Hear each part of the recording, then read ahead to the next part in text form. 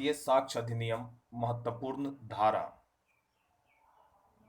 पहला क्वेश्चन है, जीवन की उपधारणा उपबंधित है। इस बात का संबंध धारा 107 से है।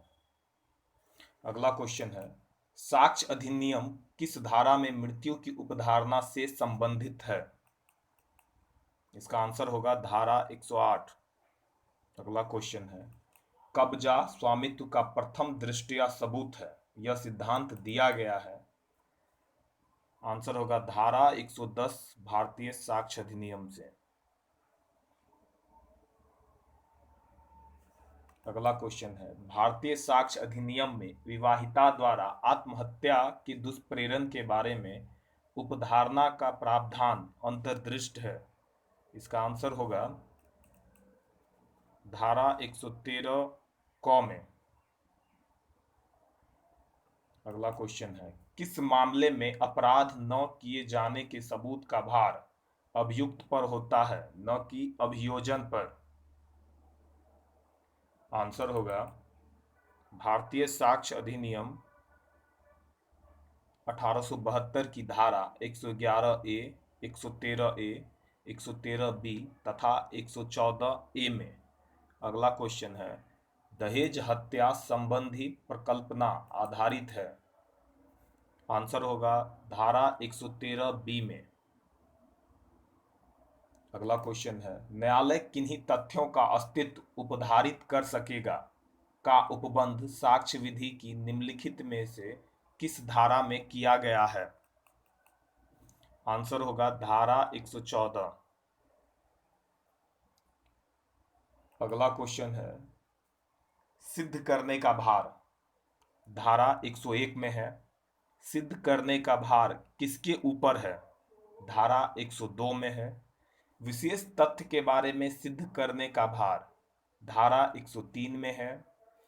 ज्ञान में होने वाले तथ्य को साबित करने का भार धारा 106 में है।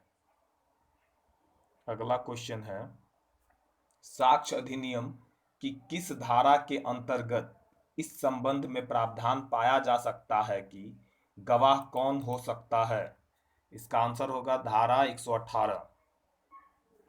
अगला क्वेश्चन है, भारतीय साक्ष्य अधिनियम 1872 की धारा 23 की कोई भी बात किसी बैरिस्टर, प्लीडर, अटॉर्नी या वकील को किसी ऐसी बात का साक्ष्य देने से छूट देने वाली नहीं मानी जाएगी जिसका साक्ष्य देने के लिए उसे विवश किया जा सकता है।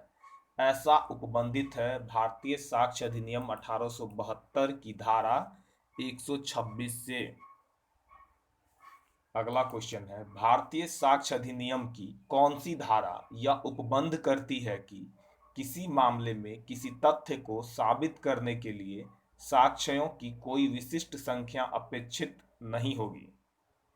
थोड़ा प्रिंटिंग एरर हो गया है। इसका आंसर होगा धारा 134। अगला क्वेश्चन है, भारतीय साक्ष्य अधिनियम की किस धारा में मुख्य परीक्षा से संबंधित प्रावधान दिया गया है? इसका आंसर होगा धारा 137। अगला क्वेश्चन है, भारतीय साक्ष्य अधिनियम की कौन सी धारा यह उपबंध करती है कि किसी मामले में किसी तथ्य को साबित करने के लिए साक्ष्यों की कोई विशिष्ट संख्या अपेक्षित नहीं होगी? इसका आंसर होगा धारा 134। अगला क्वेश्चन है, भारतीय साक्ष्य अधिनियम की कौन सी धारा पक्षद्रोही साक्षी की बात करती है? इसका आंसर होगा धारा 154। अगला क्वेश्चन है, भारतीय साक्ष्य अधिनियम 1872 के तहत सूचक प्रश्न को किस धारा में परिभाषित किया गया है? इसका आंसर होगा धारा 141। अगला क्वेश्चन है, भारतीय साक्ष्य अधिनियम 1872 में किस धारा के अधीन एक पक्षकार अपने ही साक्षी से प्रश्न पूछ सकता है? इसका आंसर होगा धारा 154।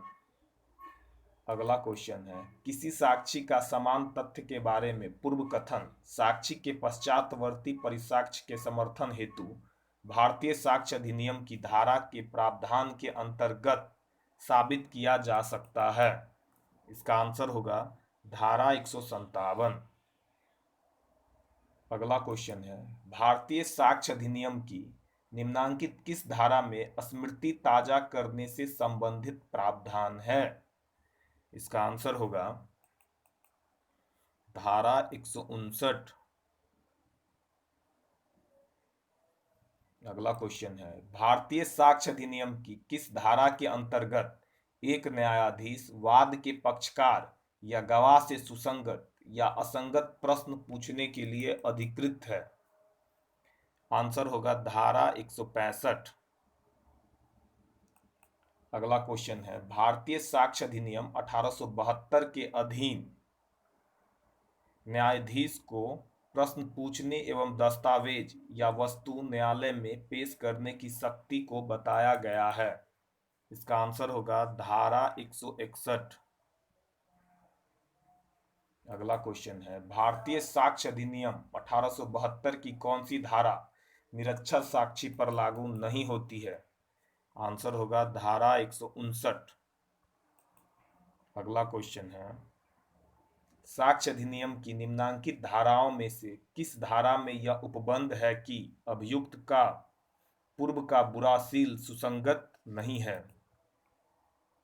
आंसर होगा धारा 54। अगला क्वेश्चन है, भारतीय साक्ष्य अधिनियम की निम्नलिखित किस धारा में डिजिटल हस्ताक्षर से संबंधित राय को सुसंगत माना गया है? आंसर होगा धारा 47A। अगला क्वेश्चन है, भारतीय साक्ष्य अधिनियम की निम्नलिखित में से कौन सी धारा रूढ़ि के अस्तित्व के बारे में राय को सुसंगत मानती है? आंसर होगा धारा 48। अगला क्वेश्चन है, भारतीय साक्ष्य अधिनियम 1872 के किस प्रावधान के अंतर्गत इलेक्ट्रॉनिक साक्ष्य के परीक्षक की राय एक सुसंगत तथ्य है? आंसर होगा धारा 45 क।